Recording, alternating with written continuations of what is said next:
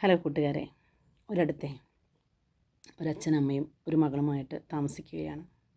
വീട്ടിൽ അല്ലറ ചില്ലറ ബുദ്ധിമുട്ടുകളൊക്കെ ഉണ്ട്. അച്ഛൻ ജോലിക്ക് പോകുന്നതിന് പുറമെ അമ്മയും കൂടി ജോലിക്ക് പോകാനായിട്ട് തുടങ്ങി. അപ്പോൾ മകൾ വീട്ടിൽ ഒറ്റയ്ക്കായി. കുറേ ദിവസങ്ങളൊക്കെ അവൾ അതോട് ആ ഒരു തനിച്ചായിപ്പോയി ആ ഒരവസ്ഥയോട് അവൾ പൊരുത്തപ്പെട്ടു. പക്ഷേ എപ്പോഴൊക്കെ അവൾക്ക് സങ്കടങ്ങൾ വരാൻ തുടങ്ങി. താൻ ഒറ്റപ്പെട്ടു പോയി എന്നുള്ളൊരു ചിന്ത. ഒരു ദിവസം അമ്മ ജോലി കഴിഞ്ഞ് വന്നപ്പോൾ അച്ഛനോട് അമ്മയോടുമായിട്ട് മകൾ പറഞ്ഞു, അമ്മേ, നാളെ മുതൽ ജോലിക്ക് പോകണ്ട, അച്ഛൻ മാത്രം ജോലിക്ക് പോയാൽ മതി.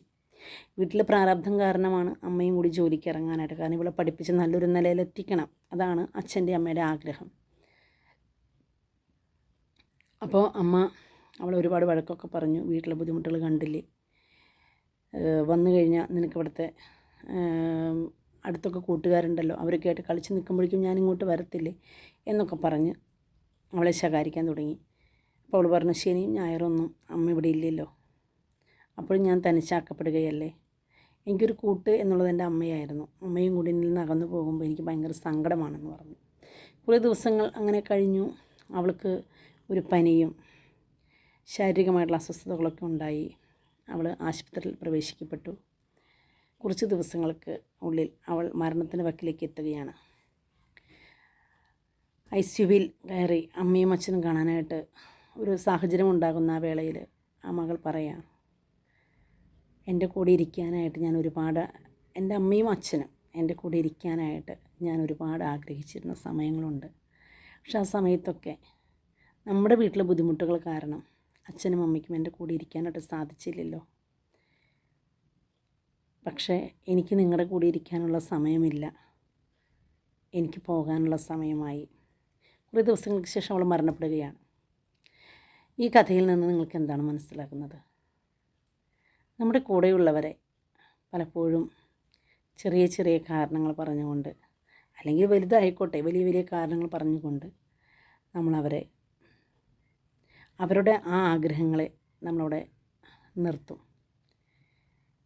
ആ കുട്ടിയുടെ ഒരു മനോഭാവത്തിൽ നമ്മൾ ചിന്തിക്കുകയാണെങ്കിൽ അവൾക്ക് അച്ഛൻ്റെ അമ്മയുടെയും കൂടെ പുറത്തു പോകാൻ ആഗ്രഹമുണ്ട്, അല്ലെങ്കിൽ എവിടെയെങ്കിലും പോയി ഉത്സവങ്ങളോ മറ്റോ വരുമ്പോൾ അവരുടെ കൂടെ ഒന്ന് ആഘോഷിക്കാനായിട്ട് ആഗ്രഹമുണ്ട്. അവിടേക്ക് വിലക്ക് ഏർപ്പെടുകയാണ്. അവളുടെ മനസ്സിൽ അവൾ ആഗ്രഹിക്കുന്ന എന്ത് കാര്യങ്ങളും അവർ സാധിച്ചു കൊടുക്കുന്നുണ്ട്. അവൾക്ക് പുറത്ത് പോയി ഫുഡ് കഴിക്കണമെന്ന് പറയുകയാണെങ്കിൽ, ശരി, നീ നിൻ്റെ കൂട്ടുകാരുടെ കൂടെ പോക്കോ, അതിനുള്ള പണം അവർ ഏൽപ്പിക്കുകയാണ്. ഒരു ബന്ധങ്ങളുടെ സ്ഥാനം എന്ന് പറയുന്നത് നമ്മൾ അവരുടെ കൂടെ ഒപ്പമായിരിക്കുമ്പോഴാണ് ആ സ്നേഹം, ആ ഒരു സഹകരണം അവർക്ക് ലഭിക്കുന്നത്. നമ്മുടെ കൂടെ എത്ര കാലം അവരുണ്ടാകും?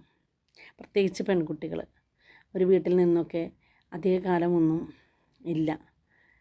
കൂടി വന്നു കഴിഞ്ഞാൽ പണ്ടത്തെ ഒരു ജനറേഷനാണെങ്കിൽ ഒരു 18 വയസ്സ് അല്ലെങ്കിൽ 20 വയസ്സ്, ഇപ്പോഴാണെങ്കിൽ ഒരു 25 വയസ്സ് 26 വയസ്സാണ് പെൺകുട്ടികൾ വീട്ടിൽ നിൽക്കുന്ന കാലഘട്ടം. അതിലൊരു 17 വയസ്സ് വരെ നമ്മുടെ വീട്ടിലുള്ളൂ പെൺകുട്ടികൾ. അത് കഴിഞ്ഞ് കഴിഞ്ഞാൽ പിന്നെ അവർ പഠിപ്പിനായിട്ടും ജോലിക്കൊക്കെ ആയിട്ട് പുറത്തു പോവുകയാണ്. എനിക്ക് നിങ്ങളോട് പറയാനുള്ളത്, പെൺകുട്ടികളുള്ള അമ്മമാരോടും അപ്പന്മാരോടും എനിക്ക് പ്രത്യേകം പറയാനുള്ളത്, നമ്മൾ എത്ര സമയം അവരുടെ കൂടെ ഇരിക്കാൻ പറ്റുമോ അത്ര സമയം ഇരിക്കണം. ഒരു ജീവിതത്തിൽ 70 വർഷം ഉണ്ടെങ്കിൽ നമ്മുടെ പെൺകുട്ടികൾ നമ്മുടെ വീട്ടിൽ മാക്സിമം ഇപ്പോഴത്തെ ഒരു കാലഘട്ടം അനുസരിച്ച് 25 വയസ്സ് വരെയേ ഉള്ളൂ നമ്മുടെ മക്കൾ നമ്മുടെ അടുത്ത്. അത് കഴിഞ്ഞ് കഴിഞ്ഞാൽ അവർ വേറൊരു സ്ഥലത്തേക്ക് പോവുകയാണ്.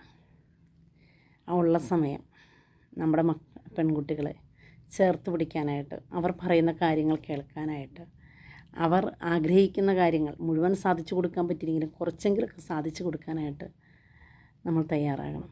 ശരിയല്ലേ? Thank you.